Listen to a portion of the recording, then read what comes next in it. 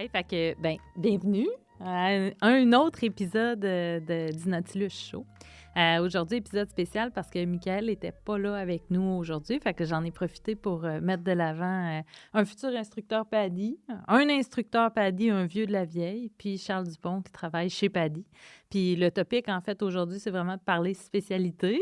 Fait que dans un premier temps, j'ai vraiment envie de vous laisser vous présenter pour que les gens sachent de qui va venir toute cette belle information-là, Max. Moi, c'est Max Gleaton, futur instructeur PADI, récemment qualifié Tech 1 chez GUE, avec Nautilus depuis quelques années déjà. Fantastique. Christian? Christian Grenier, instructeur depuis 2010, donc un petit peu de Un vécu. vieux. Un vieux de la vieille, comme vous dites, oui. Et MSDT, donc instructeur de spécialité aussi.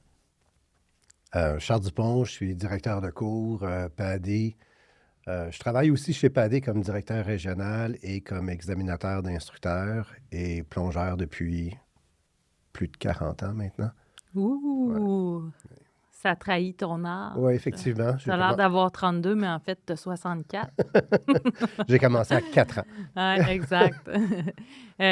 On avait le goût de parler de spécialité, parce que, prochainement, on reçoit notre communauté chez Plongée Nautilus dans un petit événement qu'on a appelé le Mimosa Spécialité. L'objectif, c'est de faire briller les spécialités, parce que quand on dit le mot spécialité, d'entrée de jeu, les gens se disent, surtout ceux qui ont peu d'expérience, ça ne s'adresse pas à moi, ça s'adresse à un spécialiste. Puis c'est tout autre chose, en fait, parce que la spécialité, dès l'open water, c'est quelque chose qui peut s'appliquer vraiment de façon vraiment bien s'appliquer au open water. Fait que si, dans un premier temps, là, on regarde l'organigramme PADI, là, Charles, tu vas m'aider, mais on sort de l'open water puis on a déjà accès à des spécialités qui sont intéressantes, comme, par exemple... Maîtrise de la flottabilité, air enrichi, plongée en habit étanche. Mais je trouve ça intéressant, Stéphanie, que tu dises qu'il y a parfois une confusion dans les termes. Absolument. C'est vraiment important de démystifier le langage. On t'écoute. Le cours de débutant, le cours Open Water, c'est le cours de niveau 1. C'est la porte d'entrée dans notre sport. Et puis, les gens vont apprendre assez d'habiletés pour être autonomes. Mais ça ne veut pas dire qu'ils connaissent tout. Non, absolument. Alors, on est dans nos premiers pas, comme un enfant apprend à marcher. On n'est pas au niveau du marathon, du triathlon. On n'est pas là encore. On vient d'apprendre à marcher. Fait qu'on a à se responsabiliser puis à continuer notre cheminement. La deuxième étape, c'est le cours avancé. Puis dès maintenant, je vais dire que, selon moi, puis j'ai eu beaucoup de hochements de tête chez PADI quand j'ai dit ça, selon moi, PADI a fait une erreur quand ils ont nommé leur cours avancé avec E accent aigu. Ouais. Le cours avancé, ce n'est pas un état, c'est un verbe. On aurait dû dire avancer EZ. Ouais. Continuez votre cheminement que vous venez de démarrer. On aurait pu l'appeler la suite. La suite. Ouais. Alors, faut pas être un plongeur avancé pour prendre le cours avancé. Comme on n'a pas besoin d'être déjà un spécialiste pour prendre une spécialité. Exactement. Les spécialités, c'est pour justement continuer à apprendre quelque chose sur lequel on a eu seulement un survol. Fait que pour démystifier un peu l'organigramme de toutes les formations PADI, on a un tronc commun qui est le Open Water, niveau 1. Ensuite, le cours... Niveau 1, qui permet, là, pour ceux qui sont pas dans l'industrie de la plongée, 60 pieds, 2 jours, en n'ayant pas de plafond, dans le fond, au-dessus de la tête. Donc, un accès direct à la surface. Exact. Oui. Ensuite, on a le cours avancé, qui est un peu... Le meilleur exemple que je peux te donner sur le cours avancé, là, c'est quand on va dans une microbrasserie qu'on ne connaît pas. Et puis, j'aime ça. Puis on veut voir c'est quoi les bières qui sont faites ici. Là. Avant de commander un pichet, là, la bière à framboise, j'aime tout ça, moi. Fait qu'on va avoir un avant-goût, un tasting de 5 types de plongées dans le cours avancé. J'adore. Puis ça va nous permettre de nous orienter sur qu'est-ce que j'aime, moi, en faire en C'est plongée. pour ça que personne n'achète la sûre. Alors, il va y avoir deux plongées qui sont obligatoires dans le cours avancé. C'est celle d'orientation sous-marine et de profonde.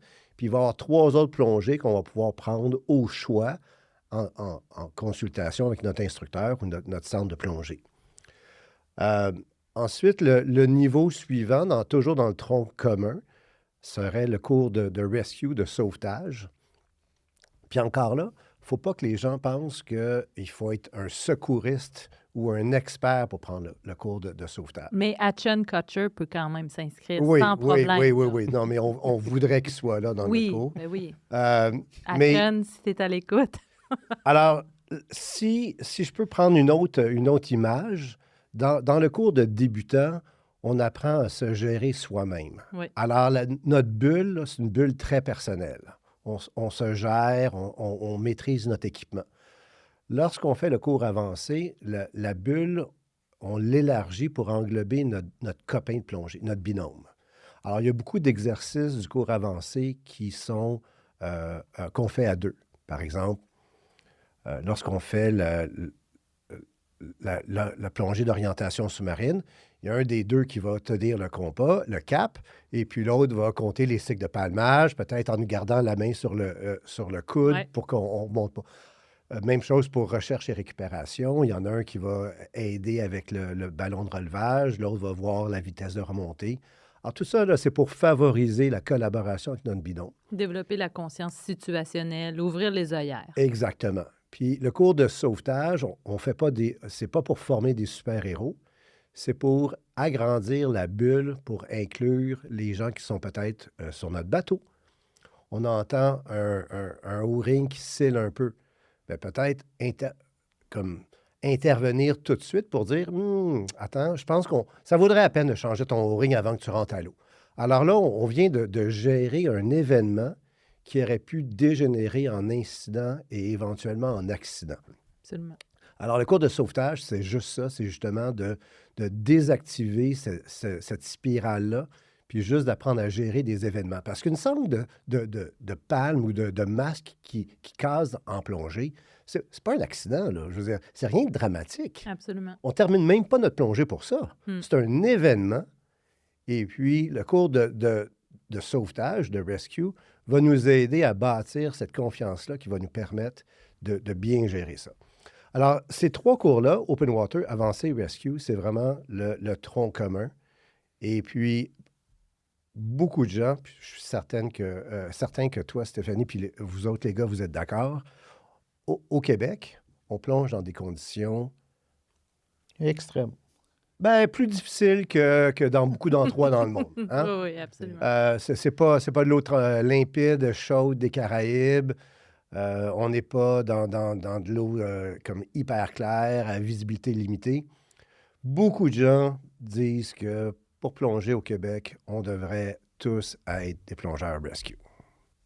Ben, je pense que c'est Ça serait un objectif. un minimum à atteindre de dire je suis capable de me venir en aide Je suis capable de moi-même gérer par moi-même. l'autosauvetage. Oui, tout à fait. Je trouve aussi que ça remet en perspective tout ce qu'on a vu dans l'open, mais avec les œillères fermées. Hein. Des Ouais. fois, moi, je dis dans le rescue, hey, c'est quand la dernière fois que tu as performé une remontée d'urgence contrôlée? Ah, ben, c'est dans mon cours Open Water. OK, donc, quand il va t'arriver une situation d'urgence où tu vas avoir à mettre en pratique cet exercice-là, est-ce que tu vas te souvenir de tout ce que tu as à faire pour le mettre en pratique? Eh bien, je suis pas sûre. Hein? Fait que c'est une belle façon de remettre en perspective aussi tout ce qui a été appris, je trouve, par l'autosauvetage. 100%. Tout à fait raison avec toi. Fait que ça, c'est le tronc commun. Puis, à toutes les étapes, on peut greffer, ou on devrait greffer, certaines spécialités en fonction de soit nos besoins reliés à l'environnement ou bien nos préférences. Il y a des spécialités qui sont accessibles à partir du niveau débutant, Open Water, comme par exemple plongée des rives, air enrichi, maîtrise de la flottabilité, qui d'ailleurs est très, très recommandée parce qu'on s'entend que la plongée, c'est la flottabilité. Mhm. Ensuite, il y a d'autres spécialités peut-être plus complexes ou avec plus de pièces d'équipement qu'on peut prendre à partir du niveau avancé. On pense à épave, Deep. deep, ouais, profonde, recherche et récupération, sous glace, pour nommer Que ça, là. que celle-là. Euh, et puis, en fait, C'est l'organigramme. c'est l'organigramme. Oui, Alors, exactement. Puis évidemment, ben nous, chez Plongée Nautilus, on a choisi d'offrir les spécialités qui, on trouve, répondent, tu l'as dit plus tôt, hein, aux besoins de notre environnement. Hein. Quand bien 100%. même quelqu'un me demanderait là, poissons tropicaux, identification des poissons tropicaux, après truite, poisson-chat, là, on a fait le tour. Mais si on va dans des spécialités comme épave, des spécialités comme dry suit, des spécialités comme dérive, ben là, on a vraiment une plus-value ici au Québec, en Ontario, de mhm. mettre en pratique ces spécialités-là. Fait que j'ai envie qu'on parle de ces spécialités-là que nous, on offre. Qu'est-ce que quelqu'un va apprendre s'il s'inscrit à un cours dry suit demain matin, Christian? Ben, c'est de maîtriser l'habit étanche, on peut dire. Voir, j'aime un peu ce que Charles disait, c'est on va repratiquer certaines skills. C'est sûr qu'un dry suit, il y a la flottabilité qui va compter beaucoup. On a un deuxième élément qui nous permet de flotter. Donc, c'est vraiment step by step qu'on va apprendre à se familiariser. On débute toujours en piscine pour bien voir et un environnement assez contrôlé. Notre nouvel élément. Puis ici, au Québec, ce qu'on va apprendre, c'est tous les avantages que ça peut procurer. Quelques petits inconvénients, comme je disais, côté flottabilité, là, mais surtout tous les impacts que ça peut avoir. Ça paraît niaiseux, mais plonger en dry suit en Ontario versus Québec, c'est pas la même sous-habit qu'on va mettre ou des choses de même. Fait que c'est toute cette théorie-là qu'on va partager avec nos étudiants, là. Exactement. Puis je trouve que c'est un cours aussi sur lequel on peut appuyer sur, c'est plate, mais sur les dangers reliés à l'utilisation d'un dry suit sans formation. Hein? Tu sais, il y en est arrivé des accidents en dry suit. Et puis, ben, des fois, on pense qu'on peut potentiellement partir sans hausse d'inflateur sur notre dry. Hein, on se dit dans notre tête, ben, ça doit pas être si grave que ça. Aujourd'hui, j'en ai pas. Demain, j'en mettrai une. Puis on se retrouve à grande profondeur sans pouvoir mettre d'air dans notre combinaison. Moi, ça m'est arrivé sur le Comet, puis je vous le dis, j'étais shrinké là, comme un petit saucisson. Le danger, slash danger, là, je le mets entre parenthèses, mais de remonter à la surface par les pieds. Hein? Fait que de sentir cette sensation-là en piscine, puis se dire, hey, je vais la reconnaître si ça m'arrive. Puis je vais être capable de dire à mon copain, hey, appuie-moi sur les pieds de façon à ce que je puisse me vider convenablement, puis repartir, puis continuer ma plongée avec toi. Fait que pourquoi on a besoin d'un permis de conduire spécial pour les motos? Hein? Pour voir le danger venir. Puis une moto, c'est un type de véhicule particulier. Ouais. Puis on a besoin d'apprendre des trucs spéciaux à une moto, même si on sait déjà conduire une voiture. Hein? Changer de vitesse sur une moto, ben c'est le pied, c'est la main, la clutch, tout ça. Puis c'est différent. Il y a des transmissions manuelles sur des voitures, mais sur une moto, c'est particulier. Fait que le dry suit, c'est une pièce d'équipement spécialisée puis qui nécessite un apprentissage précis sur la bonne utilisation de ce matériel-là. Puis, moi, quand j'avais 22 ans, là, j'ai décidé de changer le gasket de tête de ma Toyota Tercel parce que je voulais sauver de l'argent. Ouais. Puis je me suis acheté le manuel de shop, là, tu sais, et puis j'étais un gars assez habile, puis je me suis lancé dans ça, dans le garage de mon beau-père. Mauvaise idée. Mauvaise idée. Je veux dire, j'avais personne qui avait jamais fait ça avec moi. J'avais pas de conseils, j'avais pas les outils spécialisés que ça prenait. Finalement, ça m'a coûté plus cher parce qu'il a fallu que je l'envoie au garage avec un towing et tout ça.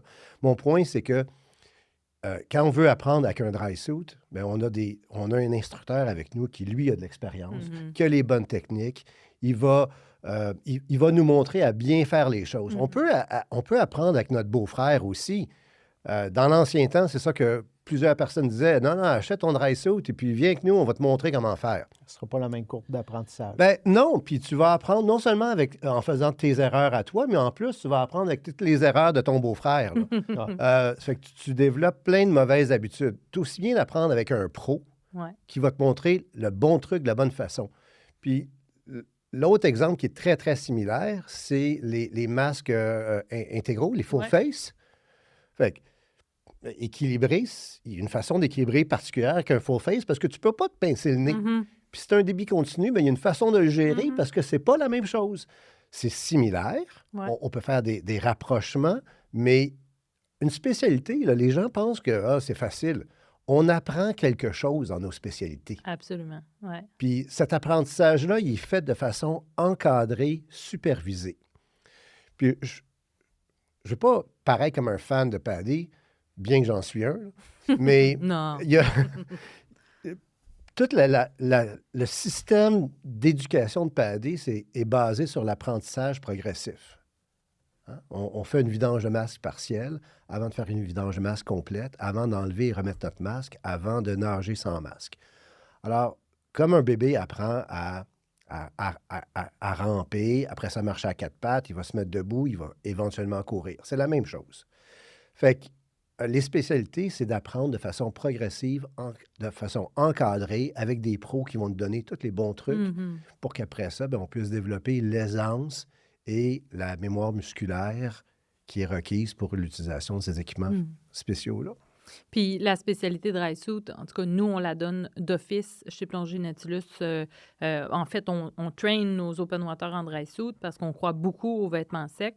Mais, tu sais, au Québec, là, c'est pas mal quelque chose de le fun à avoir. Là. Tu sais, moi, sur les forums de plongée, quand je vois « Hey, est-ce que ça se fait, les escoumins en wet? » là, je réponds tout le temps « Ça se fait, là. Tu sais, tout se fait, là. Tu sais, tu peux ne pas mettre de manteau d'hiver, l'hiver, là. Puis, tu sais, t'as tout le temps quelqu'un qui va sortir, là, de nulle part pour dire « Ah, ben moi, je l'ai fait en 7 mm, là, puis j'ai survécu, là. » Il y a quand même une différence entre survivre puis être confortable puis avoir du plaisir. Puis je pense que pour avoir du plaisir ici au Québec, le dry, ultimement, ça devient quelque chose de vraiment super nécessaire.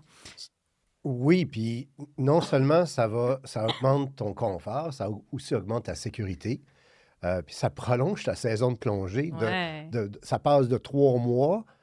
3 mois, t'es gelé, à 12 mois qu'on faut. Ouais. Ben, moi, je préfère 12 mois qu'on faut. Si tu avais à nous raconter ta plus belle plongée en dry suit, ça serait quoi? Clairement, lors d'un voyage à Terre-Neuve, j'ai eu l'occasion unique de faire une plongée sur un iceberg. L'aurais-tu fait en wet? Non, je ne l'aurais pas fait en wet. 14 mm? Même pas. T'es sûr? Oui, en fait, oui, je suis certain. Puis, c'est pas. Ben, en fait, mon dry, je plonge tout le temps en dry. Je plonge en dry 12 mois par année. Je fais juste varier le sous-vêtement, l'épaisseur du sous-vêtement que je mets en dessous de mon dry. Parfois, je vais mettre une cagoule plus mince, parfois des gants d'été, mais je suis en dry 12 mois par année, à moins que mon dive master s'appelle comme Miguel et puis que je sois dans le sud. Ouais. Mais le fait d'avoir fait cette plongée-là en dry, ça a fait que j'étais confortable, ma trim était belle, j'étais avec mon équipement dans des conditions difficiles, Ouais. mais au moins, mon équipement puis tout ça, ben, je le maîtrisais bien. Mhm. Ouais. Ma flotte en wet est moins belle que ma flotte en dry, ça c'est indéniable. Sinon, dans les autres spécialités qu'on offre chez Nautilus, il y a le cours de dérive qui est vraiment fantastique. C'est toi qui vas le donner, je pense, cette année, ou Alexandre. Alexandre. Qu'est-ce qu'on apprend dans un cours de dérive? Ben, la légende urbaine dit souvent que c'est une plongée un peu, tu sais, très facile, tu n'as rien à faire, tu te laisses aller. Oui, c'est vrai, c'est vraiment un côté facile de la plongée, bêtement vu, où est-ce que tu te laisses dériver, mais encore là, il y a certaines techniques qu'on doit apprendre, le positionnement, parce que debout, on va voir que ça va réagir totalement différent que quand on a un beau profil 0 degré, où on est vraiment beaucoup plus hydrodynamique. Je vous dirais que debout, on ne voyagera pas toute la même vitesse. Nos binômes, c'est important d'avoir une très bonne communication, vraiment près de nos binômes en dérive, parce que si moi, je suis hydrodynamique, puis mon collègue, elle ne l'est pas, puis il est debout, tabarouette, il y en a un des deux qui va palmer, puis on va se perdre. Fait que, tu sais, c'est tout encore là, dans un encadrement qui va nous montrer, nous faire réaliser toutes les petites erreurs possibles qu'on pourrait faire en dérive. Il y a des gens qui pensent qu'on peut palmer contre le courant. Ouais. Non, mais ouais. on peut, mais Courte distance. à courte distance, Ah puis ouais. il faut le réaliser, ça. Puis tant que tu ne l'as pas réalisé, J'ai un bel exemple, justement, au Mexique. Tu sais, moi, j'avais mes bonnes pannes, des vraies bonnes pannes, versus ma binôme qui avait des pannes de location. Il y avait une belle tortue. Tu as le guide qui faisait signe, suivez-nous, suivez-nous. Non, mais tu comprends pas, elle a des petites pannes. Il en manque un j'ose peu. pas nommer. Ouais, ouais. Mais tu sais, moi, oui, j'aurais été capable, mais c'est là qu'en dérive, la tortue est super belle, mais je disais à ma collègue, on va se contenter de la regarder à distance parce que c'est, comme Charles, tu viens de dire, à contre-courant, on va énormément dépenser d'énergie inutile. Puis parfois, on a des événements à gérer dans le courant.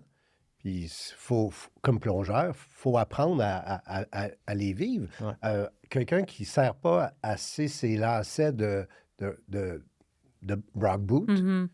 puis là, comme perd sa botte avec sa palme, ben, est-ce qu'on remonte à la surface?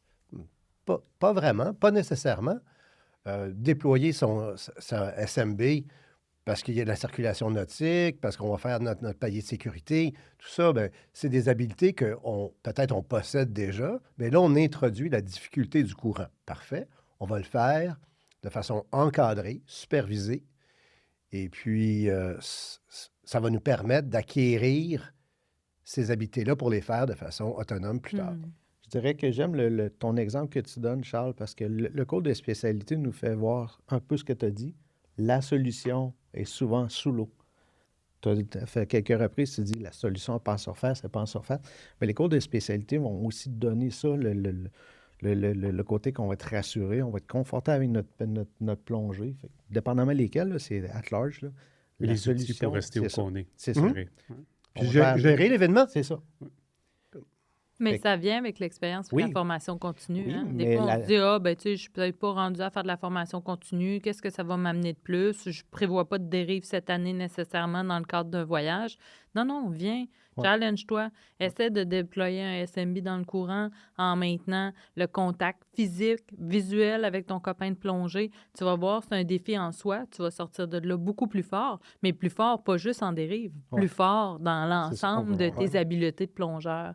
Avec la formation continue, c'est un peu ça aussi. Là. Tu sais, ça Ouais. nous aide à devenir un meilleur plongeur, point. Pas Éliminer juste un beaucoup meilleur de plongeur stress. dans un type Ouais. de plongée. Ouais. Ça serait quoi ta plus belle dérive? Ben, moi, j'ai adoré. Ça fait longtemps que je l'ai fait, mais le quai des pilotes, on embarque au quai des pilotes, dépendamment du sens du courant, bien entendu. Quai des pilotes, tu te laisses dériver jusqu'au centre, le CDMM, ou l'inverse. Je pense que c'est Ouais. vraiment le fun.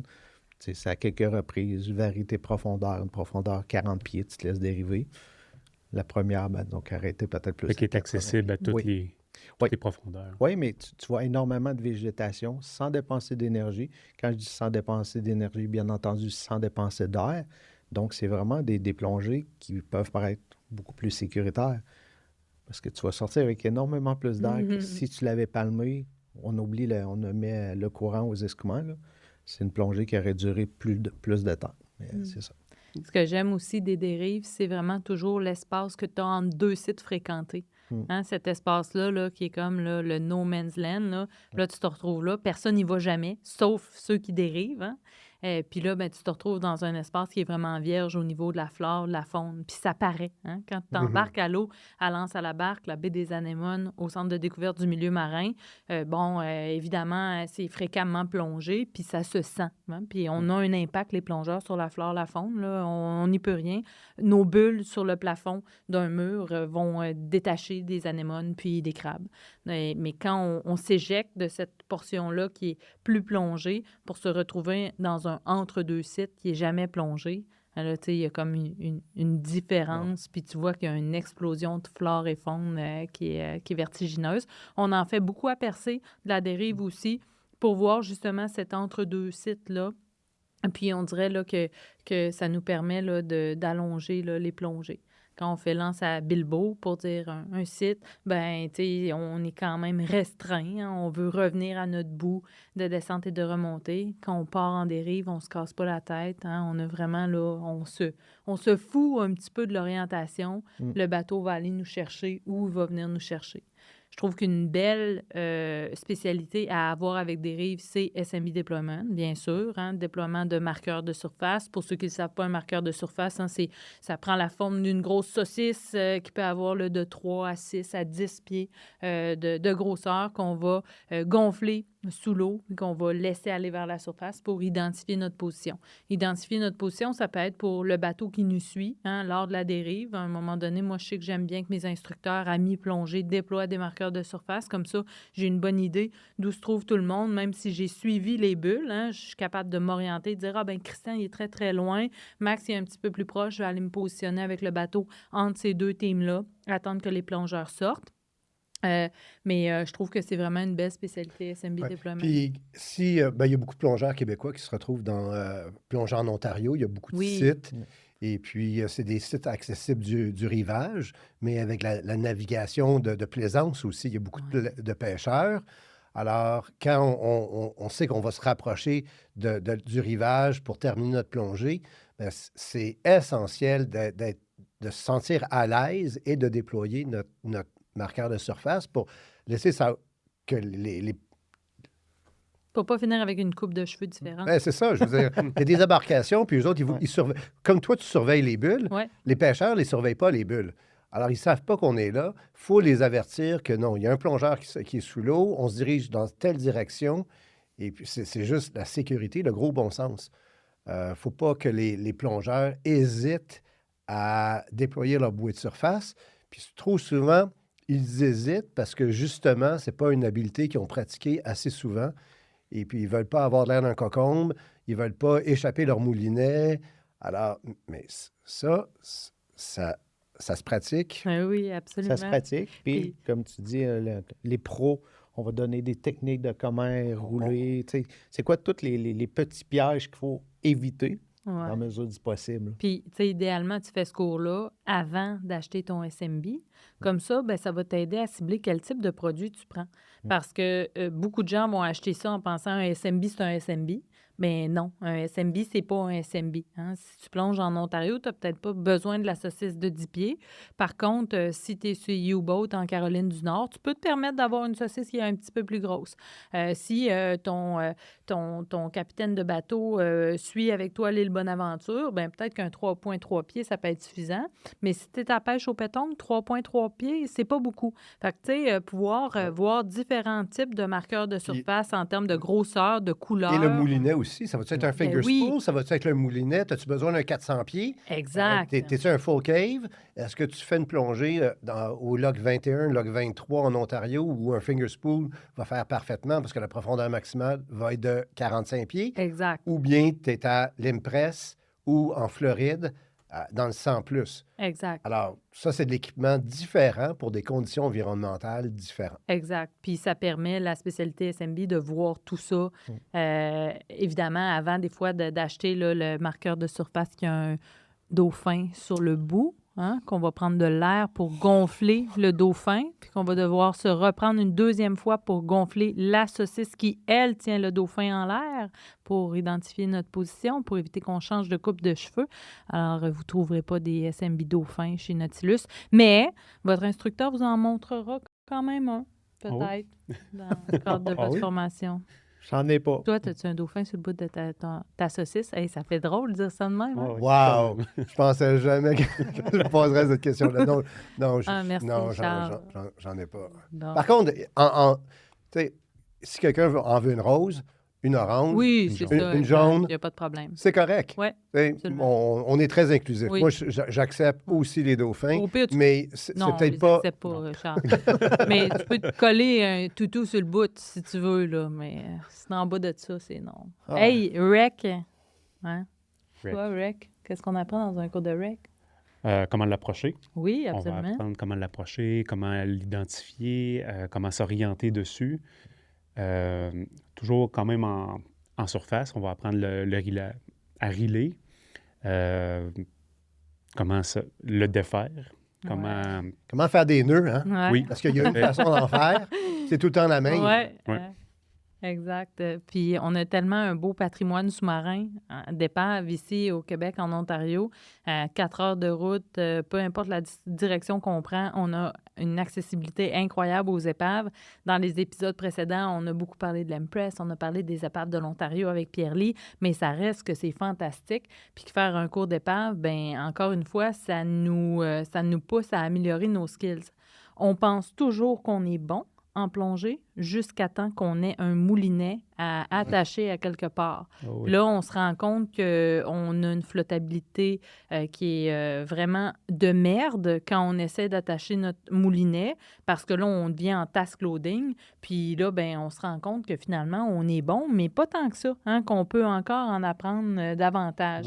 Évidemment, se déplacer sur une ligne avec un copain de plongée, se déplacer sur une ligne quand on a perdu la visibilité avec un copain de plongée. Comment ton copain de plongée peut t'aider avec ta ligne? Comment ton copain de plongée peut t'aider avec ta ligne? Absolument. Ça a l'air simple, mais ça ne l'est pas tant que ça. Puis, je pense que c'est une super belle spécialité pour augmenter ses habiletés, point.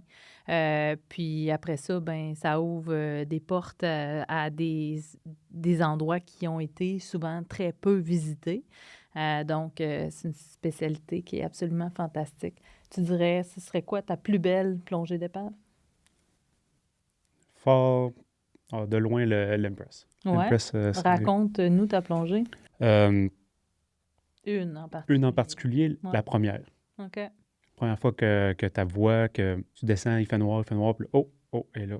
Puis là, tes yeux, ils deviennent grands, puis là, tu te mets à tout voir, mais à rien voir en même temps, parce que t'es trop dans l'émotion. Hmm. Puis non, ça a été une de mes plus belles, puis l'autre d'après est encore mieux. J'ai vraiment découvert là que j'aimais les épaves, Ouais. à ce moment-là. Parce que c'est pas une petite planche de bois à terre, que c'est pas un pédalo dans le fond d'une carrière, c'est un vrai bateau, un vrai musée avec une histoire puis, qui mérite d'être connue. Ouais.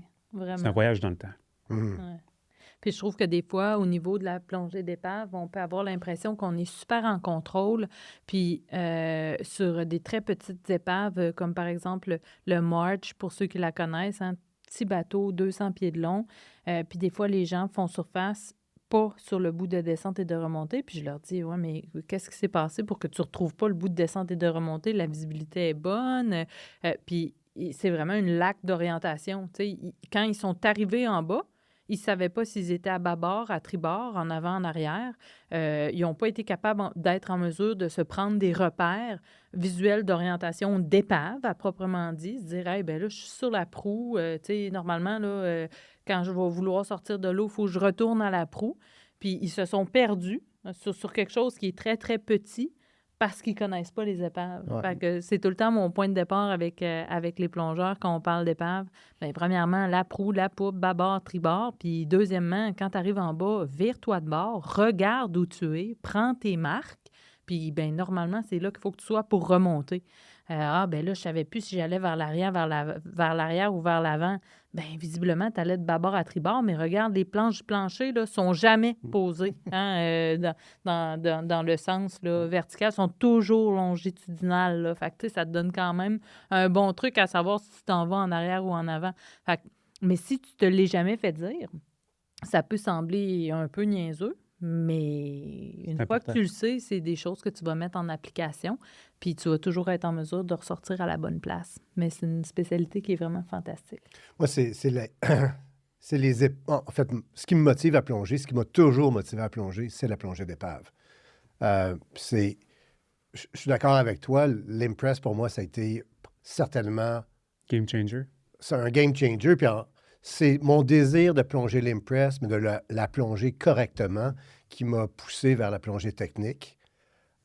J'ai pris 2 ans de formation avant de faire ma première plongée sur l'Impress parce que je savais qu'elle présentait des challenges vraiment, vraiment particuliers. Et puis, je voulais la respecter. Je voulais l'aborder de façon sensée. Et puis, mon copain et moi, on s'est dirigé vers la plongée technique pour la plongée.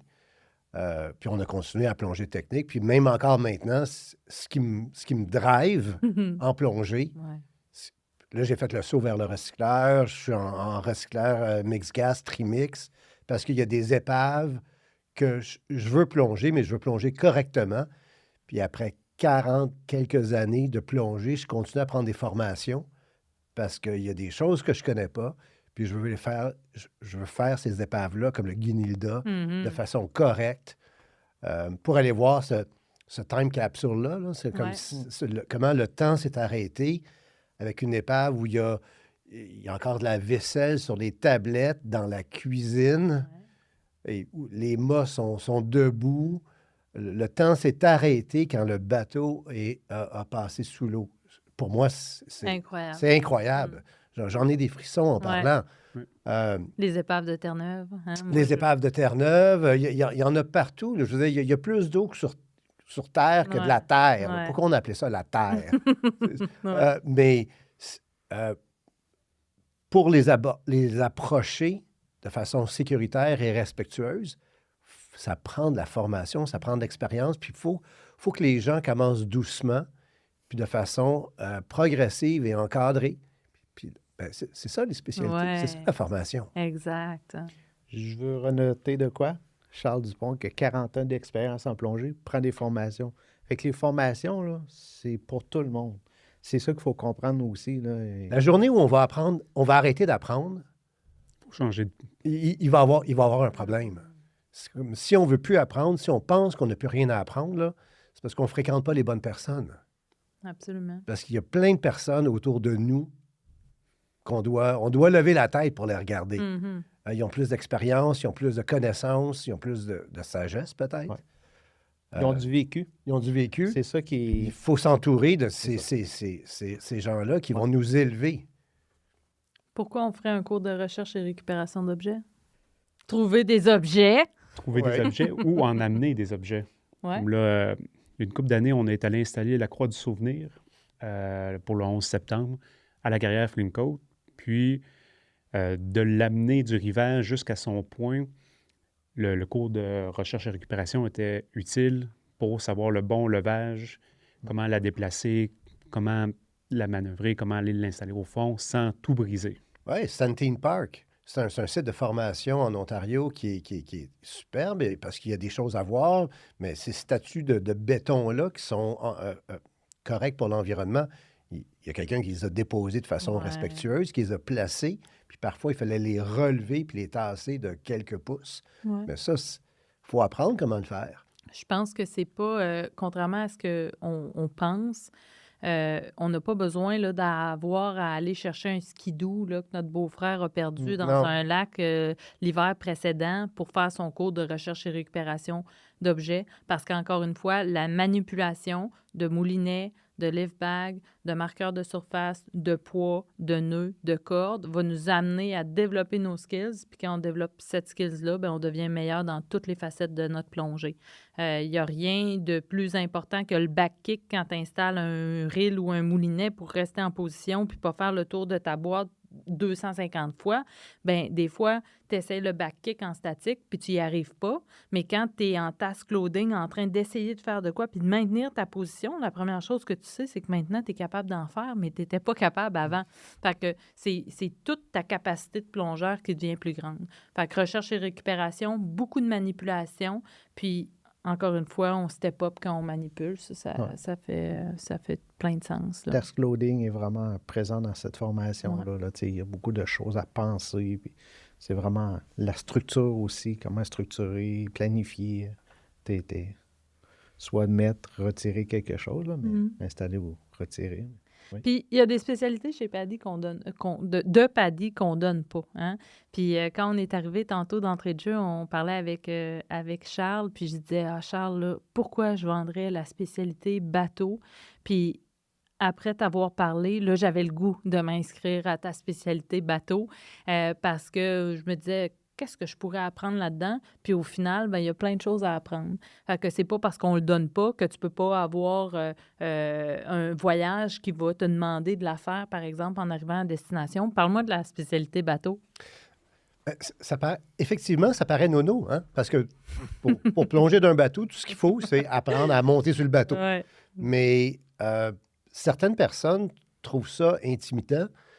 Pensons qu'on va aller faire une plongée en Floride ou en Caroline et le site de plongée est à 1 heure au large. Alors, on va avoir comme 30 km à faire en bateau avec une mer qui peut parfois être houleuse. On parle de la vague de 3, 4, 5 pieds.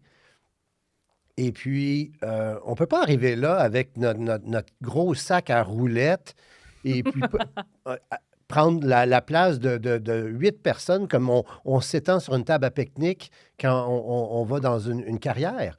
Là, il faut apprendre à voyager avec notre stock qui est déjà assemblé, déjà monté. On va peut-être avoir une petite caisse de lait pour notre masque puis nos cossins. On veut que ça soit rangé avec nos palmes sous notre stock. Comment on va faire l'entrée, comment on va faire la sortie du bateau. Si ça brasse, je fais quoi? Je me promène comment? Si je me sens pas bien, je vais me mettre où? Qu'est-ce que je dois faire? Qu'est-ce que je ne dois pas faire? Puis, pour certaines personnes qui n'ont jamais vécu ça, ça peut être intimidant. Puis, ils vont décider de ne pas faire ces plongées magnifiques-là à cause qu'il y a une ride en bateau sur une mer tumultueuse pendant 90 minutes. Maintenant, est-ce que c'est nécessairement agréable? Non, pas nécessairement. C'est parfois très dur physiquement. Mais au moins, on va avoir les compétences pour le faire. Et puis, on ne s'arrêtera pas, on ne manquera pas une plongée d'épave absolument débile mentale. C'est comme sur un sous-marin en Caroline, parce qu'il y a une longue ride en bateau. Ça fait qu'il y a des spécialités qui nous semblent un peu bizarres parce que ça ne fait pas partie de notre environnement.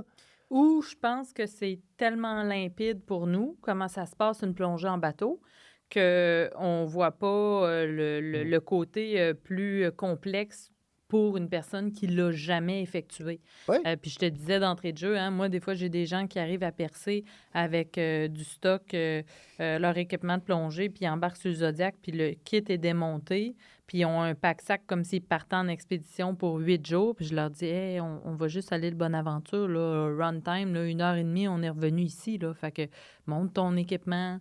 Tu n'as pas besoin d'amener ton brûleur avec ton rashing pack, tes ustensiles, ta gamelle.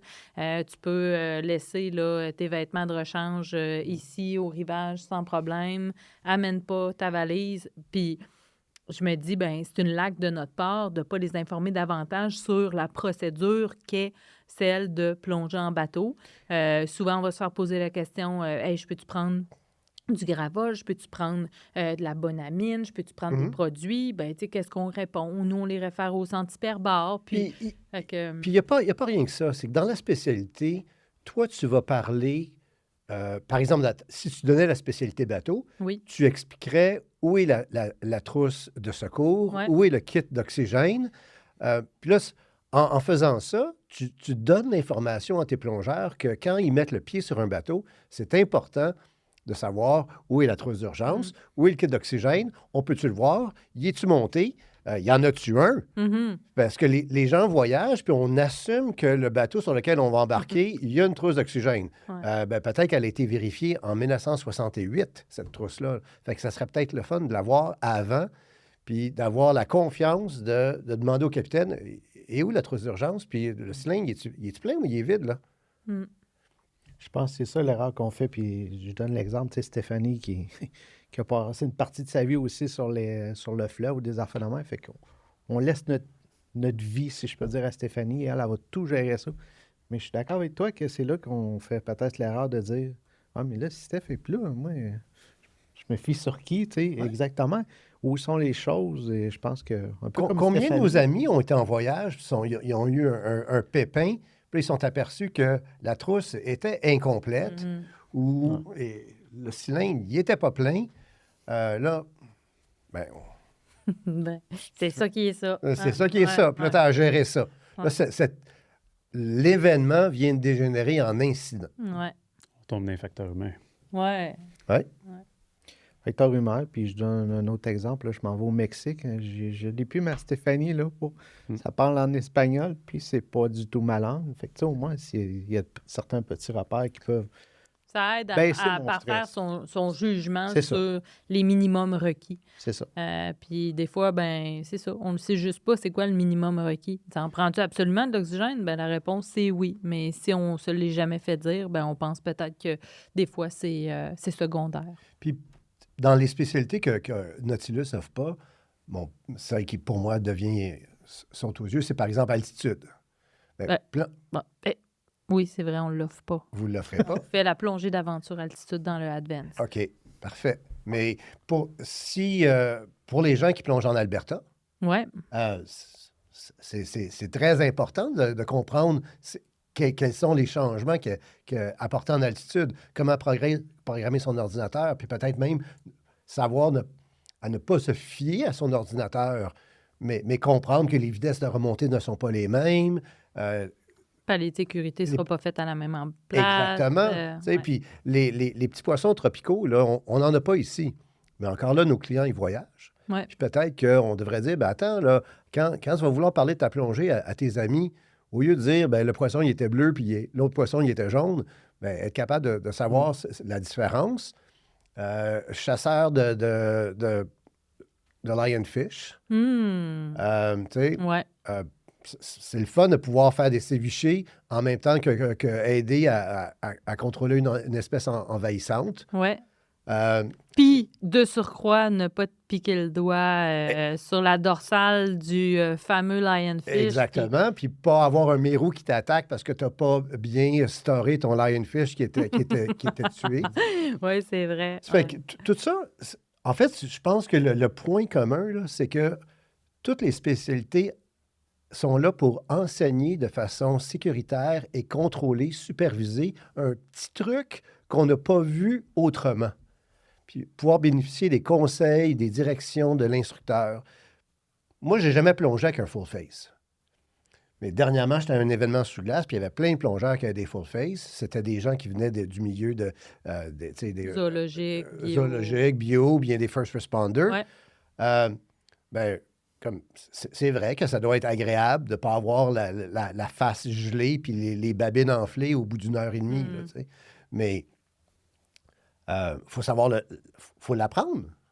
Puis moi, je ne me sentirais pas à l'aise de mettre un full face comme ça puis d'aller plonger. Jamais. Je voudrais quelqu'un qui sait vraiment comment ça marche, me le montre puis me le montre de la bonne façon. Si tu avais une spécialité à recommander, ça serait... Flottabilité. Parce qu'elle rouvre tellement tellement de belles portes, celle-ci. Là. Un stress énorme de moins. Consommation. Tout à fait. Yes. Position, trim. Palmage, tout devient La flottabilité, plus efficient. pour moi, c'est le Saint Graal. Je veux dire, Charles, qui a 40 ans d'expérience, le disant tôt encore, il pratique des façons différentes. Quand tu as un recycleur sur le dos, c'est différent. Tu réapprends à plonger. Tu réapprends tout. C'est ça. Fait que la flottabilité, tu l'as réappris. Et toi, si tu avais à choisir une spécialité? Mais moi, je suis un plongeur comme du Canada. Mes plus belles plongées à vie, je les ai faites dans différents endroits du Canada. Ça fait que dry suit, pour moi, c'est... des dry, j'en ai 3. Ils sont différents. Puis je plonge tout le temps en dry. Pour moi, c'est un acquis essentiel. Moi, ce serait rec. Je pense qu'il n'y a rien de plus stimulant et challengeant d'attacher un moulinet pour pouvoir rentrer à l'intérieur d'une épave. C'est quelque chose qui est super sécurisant quand le plafond se retrouve à être au plancher, que le plancher se retrouve au plafond, que les portes sont au plancher, mais que les hublots sont au plafond. Des fois, tu deviens un peu comme contraint dans l'espace. Puis tu as toujours cette ligne de vie-là. Savoir que quand ça va mal, tu peux faire zing, zing, zing, zing. Je reviens à mon point de départ. Remettre tous tes partners en avant de la ligne puis sortir, là, je trouve que c'est quelque chose de super intéressant. Je vous remercie beaucoup d'avoir été là. C'était super intéressant. Puis je suis sûre que ça a permis à bien des gens de faire la lumière sur l'organigramme PADI, mais aussi sur qu'est-ce qu'on va chercher avec les spécialités. Ce podcast-là, il se veut à durée infinie dans le temps, mais s'il y en a qui l'écoutent avant le 16 mars 2024, évidemment, vous êtes conviés à notre événement qui se déroule chez Plongée Sous-Marine Nautilus. Ça va être super le fun. Tous nos instructeurs qui donnent des spécialités vont être là, vont se faire des petites stations pour vous en parler plus en détail. Puis de se choisir une formation continue par année, ça vaut tellement la peine pour consolider les acquis. Ça peut être une super belle façon aussi de retrouver son certificat de compétence de plongée de la FQAS si jamais c'était échues, ça peut être une belle façon aussi de réactiver ces cartes de plongeur, hein, de se remettre à l'eau de façon encadrée et sécuritaire. Puis ça peut être une super belle façon de se challenger. Merci Nourrir sa beaucoup. Mais merci pour l'invitation. Puis ça a été super agréable de jaser avec vous.